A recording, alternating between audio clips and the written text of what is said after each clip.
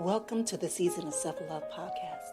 I am your host, Nyomi Banks, and I am thrilled to have you join me on this transformative journey.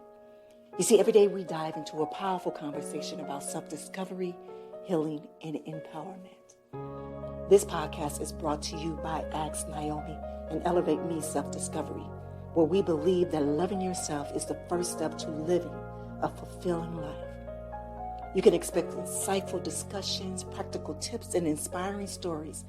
Plus, we'll occasionally welcome special guests who will share their unique perspectives on self-love and personal growth. So get comfy, grab your favorite beverage, and let's embark on this journey together. Because it's time to embrace the beautiful person that you are. So let's elevate our lives one episode at a time. Now let's get started. All right, my beautiful people. Well, welcome back to the Season of Self-Love podcast. I'm your host, Nyomi Banks, and as always, I'm thrilled to have you here with us today.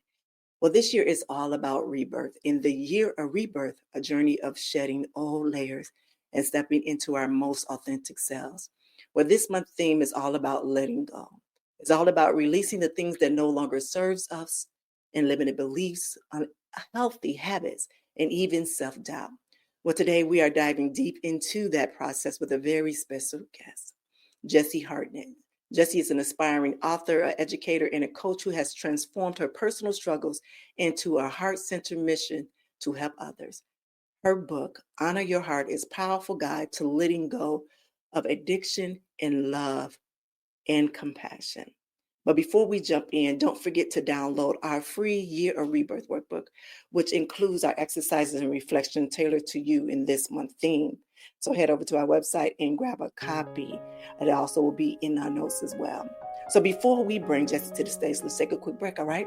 It's your girl, Goddess Nyomi Banks here on the Season of Self-Love podcast, and we'll be right back. Washington Wellness Institute focuses on healing always. For me, if I look good, then I feel good. If I feel good, then I share the good. If I share the good, then I celebrate the good. If I celebrate the good, then I live the good. So I can be paid to be my greatest. But I have to learn the good to be the good. So, what does it take to be the greatest? It's as simple as a free 15-minute consultation. Be kind to yourself and heal always. Hey, it's your girl, the Goddess Nyomi Banks, and make sure you tune in every Thursday night to Ask Nyomi Bridging the Gap podcast, where we talk about everything from love, sex, relationship, cultural differences, and so much more. We're bridging the gap between them all, and we even talk about spiritual uplifting. You need to stop by me and Dr. Mike, as well as the BTG group. We have some amazing guests that come through. You never know. Just make sure you tune in Thursday night, 6 p.m. Pacific Standard Time. Go to xnyomi.com and tell them Nyomi sent you.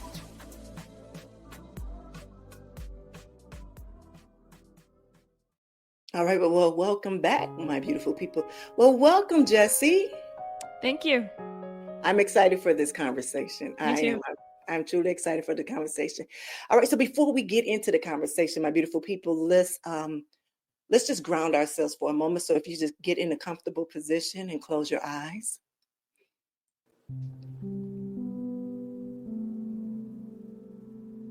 Take a deep breath in through your nose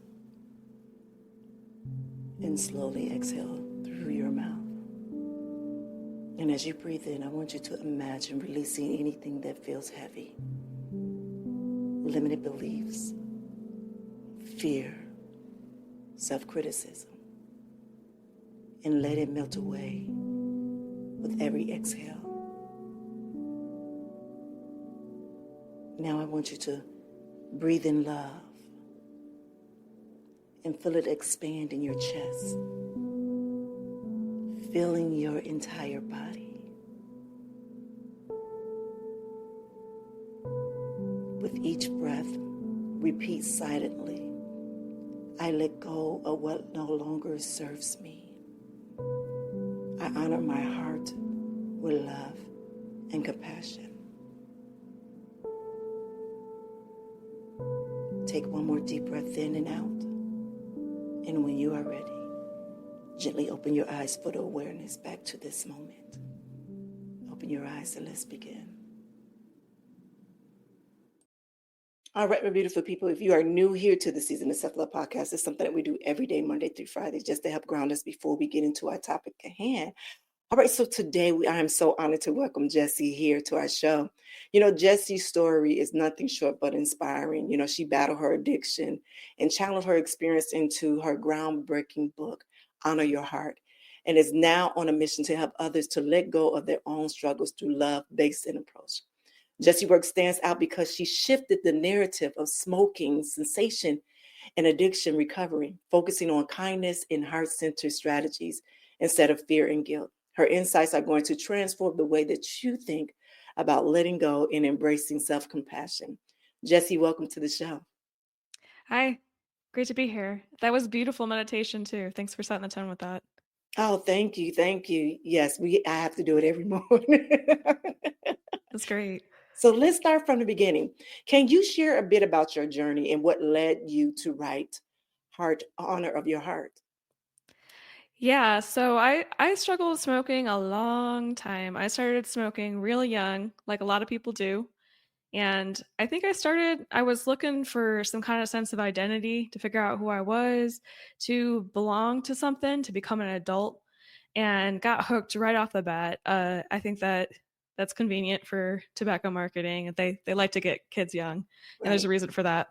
And yeah, I just got hooked real bad, and I was working real hard in school and doing well in school and looked like I was succeeding, but I had kind of got caught up that I was trying to be perfect. And the more that I put into trying to be perfect, the more I would smoke and kind of hurt myself. It was like they were very tied together.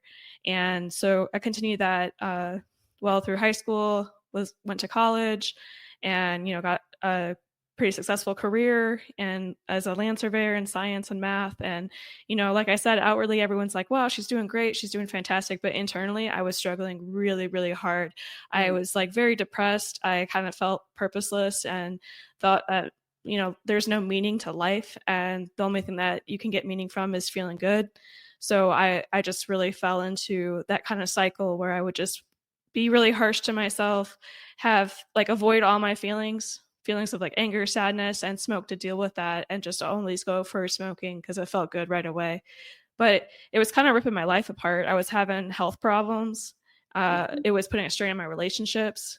I was just sick of it. It's very distracting and hard to deal with, to keep up with all that, to smoke and make sure that you have your breaks and your supply and all that kind of stuff. It's a lot of work. And so I was ready to be done with it, but I could not get past it because I had become so reliant on it emotionally. And go ahead. When you were talking about, smoking cigarettes and addiction, I remember as a young person, I remember pretending like we used to smoke the little candy cigarettes all the time. And my father, he was a smoker. He used to smoke at least 2 packs of cigarettes a day or even more. Yeah, I remember back in the day when that was like a big thing.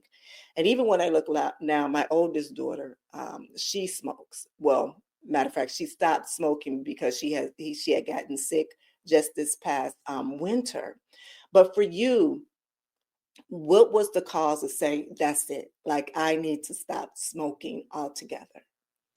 So like I said, I was really struggling with my health, and that's what everyone was telling me. The doctors are telling me, the dentists are telling me, like, you need to stop smoking. But even as I was going through mouth surgeries and all these problems, I was still smoking. I could not get past the kind of mental hurdle. I would go longer stretches. I would go days, I'd go weeks, sometimes even months. But I'd always end up going back because I just couldn't handle the stress, I thought. And I was getting better at with this practicing, though. I was seeing these patterns that were coming up because I was really paying attention, because I'm like, man, why do I feel like I need this? Like trying to get curious about it. Like, why? And then I started noticing the negative self-talk. I just kind of lived with it. I accepted it, and I thought that was normal. And I was able to clearly link my cravings to being critical of myself and being harsh to myself. Every time I ended up going back and buying a pack, it was because I was talking myself down. And so that led to a big shift. I started getting introduced to some spiritual ideas, and they felt so right and so comforting that I just felt like it was truth that, hey, maybe I have a soul here that's meant to do something, and I have gifts to share, and I can heal from the wounds I have. And so I started going down that path, and it wasn't like a big pivotal moment like, for it is for some people, but it was kind of a slow, gradual thing where I started to get more confidence and try new things. And, so one time I had quit, like I had 100 times, but this time I had the support of a meditation group. And I was like, I'm going to try this and try this out. And that really shook up things for me, because then I started super paying attention, being quiet. And I had spent so much of my time being distracted either by work or by partying. And I hadn't really sat with myself. And when I did, it was horrible. It was the most awful thing. Like, I thought meditation was gonna be all peaceful and calm and beautiful, and it can be, but man, I went through hell in the beginning. Yeah, it was a rough ride. And so as I got to know myself better and just kind of practice these ideas. So one of the meditations that really wrecked me up was a love meditation. And you send love to the people that are easy to love in your life. Okay. And then you send love to the people that are difficult to get along with in your life. And the last one is you send love to yourself. And I was just livid. I was like, no way, I'm not worth it. I'm worthless. I'm terrible. I don't deserve love. And I started to really pick that apart. I was like, man, this is a problem. So I'm going to start trying to work on this. And so just started trying to give myself a little bit of love, a piece little piece by piece, day by day. And it was awkward and it was hard at first, but I kept with it. And I don't know, it over time, it just became a second nature. Now I'm so much more patient and loving to myself than I ever thought it was possible. And it's just opened up my world now, where I really feel like I have a meaning, I have purpose. And yeah, I just, I know that I have something to offer, and that's why I came to this world. It's just completely changed my perspective on myself and my life and everything, all my relationships. So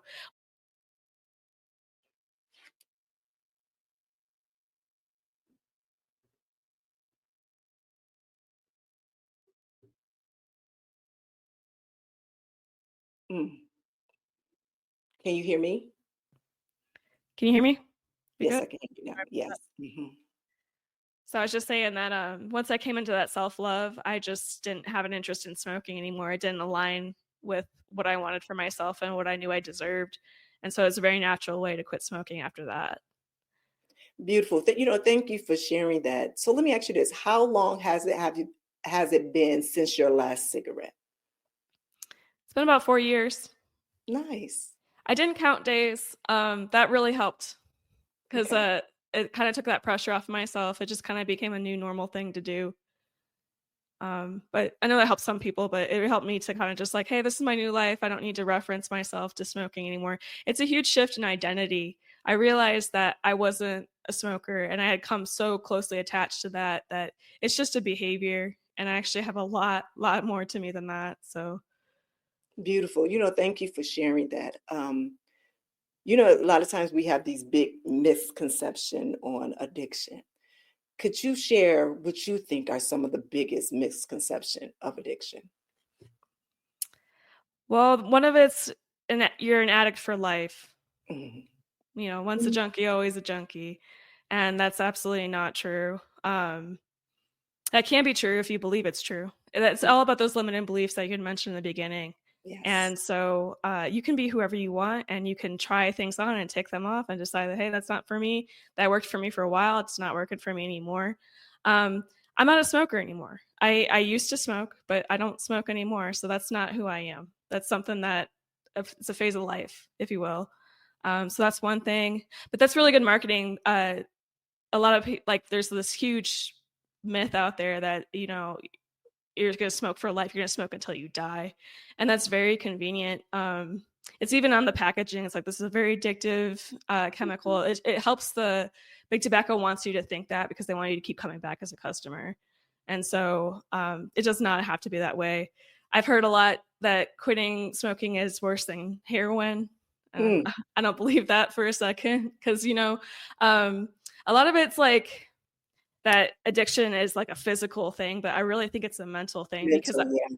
I would go sleeping, and wouldn't wake up from withdrawals. Like that's not, that bad. And then go to school, do things, live life. If I wasn't focused on it, then it didn't really matter to me. But once I had decided that, oh, it's the end of my workday and I need that cigarette to, relieve stress or to feel relaxed, that was when I become obsessed and have to have smoke to feel right. And so I don't think it's as worse than heroin because the physical effects aren't that extreme. It can be uncomfortable at first, but it's so temporary. So all the nicotine leaves your system Yeah. fairly quickly. Mm-hmm. So it's just getting through a few days of discomfort. So I think that it's not focused on enough the mental side of it, because the doctors are always like, oh, hey, take this pill, take these patches, but it's really an emotional attachment to smoking. I can see that. I can see that. That's even looking through my family members who have been smokers or an addiction to cigarettes. I remember a time when I had an aunt that actually went a good 6 months without smoking. Like she was doing very well. And then before she knew it, she said she had a hard day one day and she just needed that cigarette, that nicotine. I just remember watching, different family members just go through it. And I remember I used to always say, this is the mental thing. Yeah. I used to say, this is the mental thing. Like you can truly stop when you want to. Like if it makes, excuse me when I said it, it makes your breath stink, it makes your hair stink, it makes your Oh, yeah. clothes stink.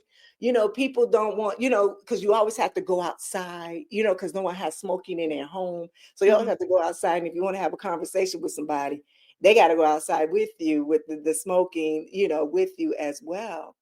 But also what I saw is that financially, that a pack of cigarettes now is $10, $11, $12. I remember when it used to be $1.25 when I used to have to go get it for my father when he Yeah. would write a letter. You know what I mean? And it's like, wow, that is an expensive habit, and just for 20 cigarettes in one pack, just 20 cigarettes in one pack. So I like how you said about that it's more mental, that when you really didn't think about it and you were busy, it just wasn't there, and society does, well, actually advertisement does, it makes you to where you feel like you're addicted. So really when we think about what advertising, it is like a mental, excuse my language, a mental fuck.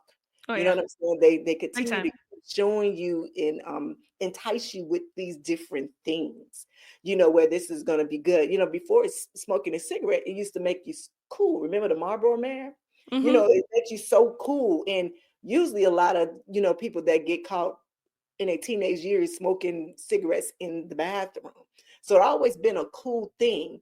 But as when they saw that it was a cause of cancer and all these other things, and it truly become addictive to where people were losing lives and limbs of their bodies, then that's when they put, the warning sign on there.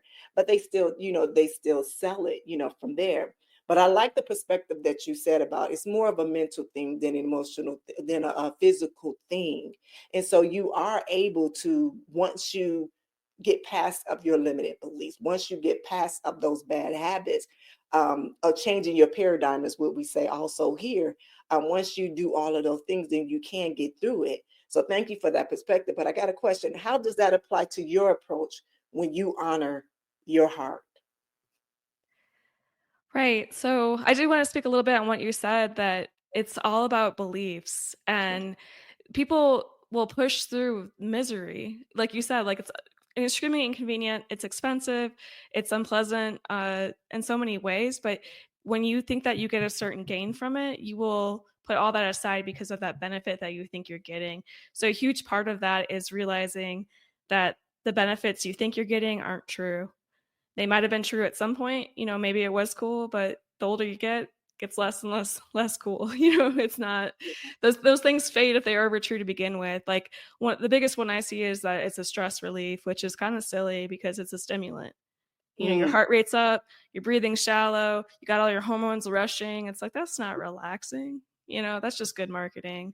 And that stuff persists over time because they did such a good job marketing before everyone knew about the cancer. So speaking on that, and then with the heart, it was such a benefit to me because I had was using my mind to try to get out of smoking. I was like, this doesn't make sense. The numbers are terrible. You know, this is going to kill you. How could you be so stupid? This is a bad idea. Just, going that kind of that path, this thought process. But I would always rationalize my way out of it. I'm like, oh, well, I'll only smoke with this friend, or I'll only smoke on the weekends, or I'll only smoke when I drink. And then I found myself like making these little loopholes and these little rules, and I would always find a way back to getting back into it.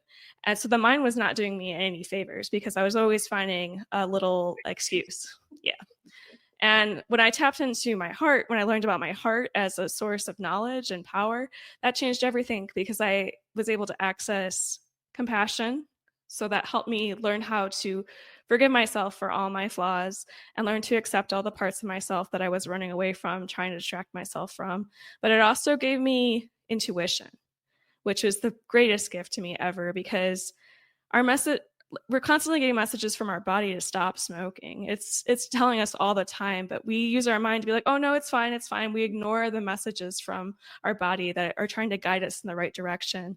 And once I was able to tap into intuition, it was very strange at first, and it's hard to describe, but it's just kind of a sense in your body where you feel like what's right and what's wrong, and then it's easier to make choices to follow, because a lot of times we're just doing what other people tell us to do. Yeah. And it can really get you disconnected from yourself. So the heart is a way to reconnect to who you really are and what really aligns with living your best life. I love that. And let me tell you why I love that. This year is all about rebirth for us. And a part of our foundation is what we call the DVD principles. And that's decision, visualization, and discipline. But where I got that from, got that from reading Bob Proctor's book, Change Your Paradigm, Change Your Life. And in there, he stresses about having a desire of things that you want. So when you talked about the heart, you said first in your mind, you said, okay, yeah, I decided to do that. That was a decision that I decided to make. But then I always was making excuses on why. I'm just doing it with friends, so that's not a big idea. But when you start to know with your heart, and it became more of a desire or want of a love, of a more of an intimate thing, then that's when you start to change. And that's when I'm talking to my listeners right now, that's what you have to think about, the visualization, because you see your future. You see something more without that. So when we talk about the desire, when we talk about the DVD principles, guys, this is what we're talking about. What Jessi just said. She started off where she made a decision, but making that decision wasn't enough for her. So she had to go to her heart. She had to visualize what that would look like without those cigarettes. But then after that, it's the discipline that came with it, the action that comes with it. Just not too long ago, I had an interview with a young lady, and we talked about really wanting change. And it's like, do you really want change? Do you really want to be healthy? Do you really want to have peace? And it follows by the actions that we do in life. You know what I mean? And so yeah. I thank you for sharing that with me and my listeners, because I'm always looking for something that is happening in real time so they can understand on how to apply the different tools that we create here and give. And even with our listeners, with you, it's like, even with lessons or techniques that they give you, this worked for them. So if you was to apply these into your life, it will be so amazing. But I love that you said that your heart is what truly made the change for you. And that's deep. That's deep. Yeah, because like you said, you have to really want it. And so it's something like wanting something better for yourself, like really deeply want it, not just like, oh, this is too expensive or something like that. Like those kinds of like first level problems, it's got to be really, really deep. And it has to be stronger than those perceived benefits that you think you get from smoking. It's like, no, I want to live a life where I respect the gifts I've been given rather than, just keeping it first level. Yeah. No, I love that. I do. I love that. Now you talk about a lot about how your book is a motivator change. Is a motivator change. Can you share an example of how it works? So it all starts with paying attention, which is harder than it sounds, because modern world is loud, it's busy, and it's crazy, and you get so much information. That's why I'm saying that the brain can't handle all that and lead you through that, because you're going to always find two different opinions about every single thing now on the internet. It's always do this and it's never do this. It's so confusing and overwhelming. So you're going to want to start by paying attention to the feelings you're having and the thoughts you're having around smoking. Mm-hmm. Then you start to notice the patterns. And once you know those patterns, then you can try to find what the real needs are and meet those needs in a way that feels right, that follows that intuition. So, like, an example is like, oh, I would smoke when I'm lonely, like, because I want to hang out with people or something like that. And so, is there a way to deal with that loneliness besides smoking? Absolutely. There's 100 different ways. Like, now I can hang out with friends that smoke and it doesn't bother me at all. It was never the smoking that I wanted. It was the connection and the time with people.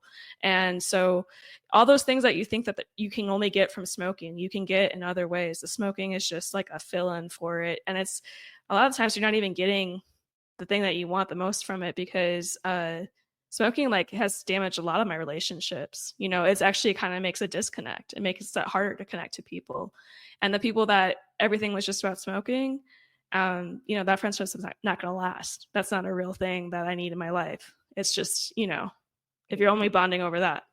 So that's just an example of how you can like take apart the beliefs that you have and then reframe them to something that actually feels right for you. But there's a lot. It's so much more than that. There's a lot of thoughts that were around smoking that I had that were wrong, just straight up wrong. They weren't true, but somehow maybe they were at some point. Like I said, it's hard when you're a kid, you take on all these things and they're so meaningful in that moment, but it doesn't make a lot of sense, if 10 years later, 15 years later, you're not getting the same things out of it that you used to. So that's one part of it. The other part is just like you said, like getting to know that authentic self, reconnecting with you and what your real true desires are.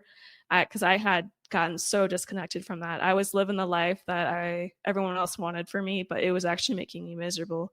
And I was getting pat on the back. It's like, you're doing great. You're doing everything you're supposed to. It's like, why do I feel so terrible then? So reconnecting with myself, I could realize the things that I just didn't want. And I allowed myself that permission to let those things go and to be who I really wanted to be. And that was hard at times too. Another step of this is recognizing that all emotions are natural and letting yourself have those emotions, because I had been trying to stuff down the sadness I had, the anger I had. And every time I had those feelings, I would smoke. So I definitely needed to figure out what was going on there, that connection, how I could allow sadness to just come in my life. And I found when I stopped fighting it and trying to pretend that I was perfect and make everyone else happy and just allow myself to be sad and, embrace it, that it passes through much more quickly. It's called emotion, like it's supposed to move. Like you can just allow these things to come in and out and not completely ruin you. So learning to accept all the parts of myself is another step that really helped me on my way. So I just kind of share these ideas with people. You can go so deep with it, and I'm still going deep with it. I'm learning all the time, and I use them still daily. Even though I've gotten past the smoking, I still have to kind of work through these things and figure out these wounds. We all have wounds in childhood and they're all unique. So it's going to be like your unique thing. It's not like a cake recipe. It's ideas and practices that can help you know your unique needs and what is going to help you feel more at ease and more connected to yourself. That's beautiful. Thank you for sharing that. You see, I got a smile on my face because it just, even you saying it, it just sounds like you are on the right track. You are doing so amazing in what you do. And I truly hope that you are in that peaceful, happy space that you are. So you talked about practical steps. Do you have any practical steps that you can share with our listeners that they can start honoring their hearts? Just taking time to be quiet and still and relaxed without smoking, without anything. You don't need anything. It's free. You just need you. It's harder to do these days because I have a baby. So I can't just, sit and meditate for an hour. That's not happening anymore. But I try to just take moments when I can get them, especially when I feel myself getting out of line, like not feeling right. feeling frustrated or burnt out, I just put my hand on my heart. I center into my life force, that amazing beating heart. Is such a gift to be alive. I can't get over it. So just to reconnect with who I am and know I have affirmations. I use affirmations all the time. So I tell myself, like, it's going to be okay. I can get through this. And that thought helps calm me down so much and helps me get back to who I am and be my best self for my daughter and for me. So it's just little small things to just keep you tapped into who you are, because it's very easy to get overwhelmed. Yeah, overwhelmed. Well, you know what, Jessi? Thank you for sharing your wisdom. Thank you for just sharing your story. Now, if our listeners want to get in touch with you or even purchase your book, tell us, where can we find you at? Yeah, thank you so much for having me. It's been so amazing. Like I said, I just feel so much better from quitting smoking. It's so hard to describe the freedom that you're going to have because you can't see it when you're in it. But I encourage you that you can absolutely get there, and it's okay to take small steps and not be perfect and just jump in and try it. And so you can find me at honoryourheart.net. I have my guide for sale there, but I'm also launching a new membership program where it can be a little bit more interactive for you. You'll have like an online support community with people just like you going through the same things. And I'll be available to you by email. So kind of like a coach to you, any questions you have, because this is really deep stuff. It took me years to untangle this. And like I said, I still learn new things all the time with it, these deep psychological mythic ideas. And I'm also going to have like journal prompts, and then we'll have like a live monthly session where we'll do, a ritual, a meditation, something to kind of center you into that heart space that I was talking about earlier. So that's at honoryourheart.net. Beautiful, beautiful. Thank you. Again, Jessi, thank you for just sharing with us your wisdom, your heart with us today. And I know my listeners they walking away with just such inspired and ready to take that next step into your journey of letting go. Remember, guys, everyone listening, don't forget to check out Jessi's book, Honor Your Heart, and visit her website, www.honoryourheart.net, for more resources. And as well as, don't forget to pick up the Year of Rebirth workbook for this month's exercises. It was all about letting go and creating a space for love. So, this month is all about letting go.